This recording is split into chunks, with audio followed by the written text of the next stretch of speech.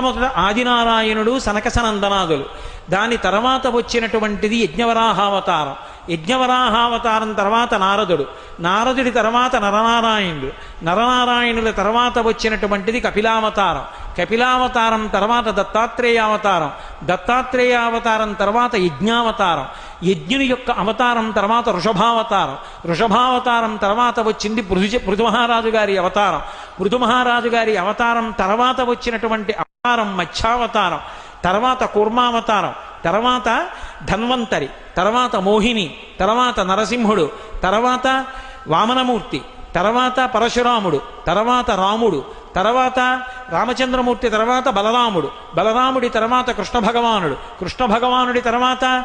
ఏకకాలంలో 2 అవతారాలు ఉంటూ ఉండొచ్చు వీటిల్లో. కృష్ణావతారం, కృష్ణావతారం తర్వాత బుద్ధావతారం, బుద్ధావతారం తర్వాత కల్కి అవతారం, మొత్తం 21 అవతారాలు.